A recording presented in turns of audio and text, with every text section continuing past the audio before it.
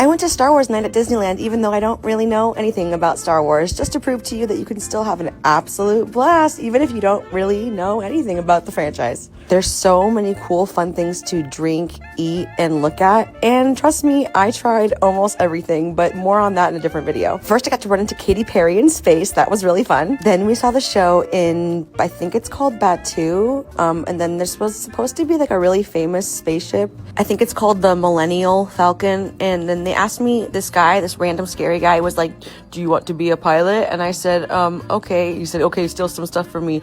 I said, well, I guess since I'm a millennial, I can be the pilot on the Millennial Falcon. I didn't think I was going to be capable, but he just said, just push whatever buttons lit up. And I said, sure. And we went somewhere and got some stuff. I didn't know really what was happening, but I guess we succeeded.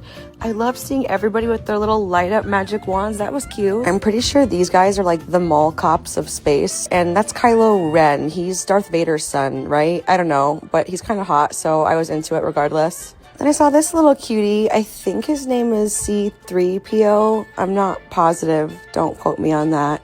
But he was a little cutie. And then there's like a round one too. We love color options and different shapes.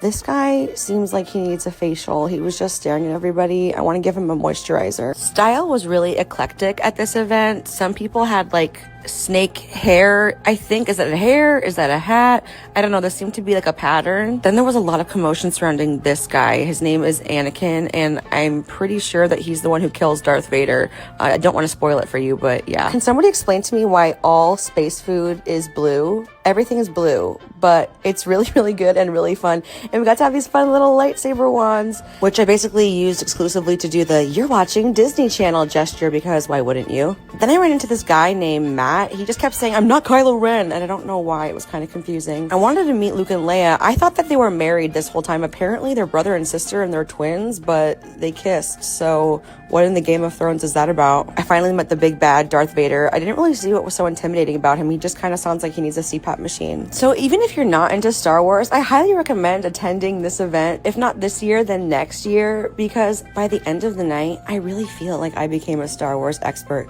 I mean, wouldn't you agree? There were so many laughs, great food, excellent vibes, 10 out of 10.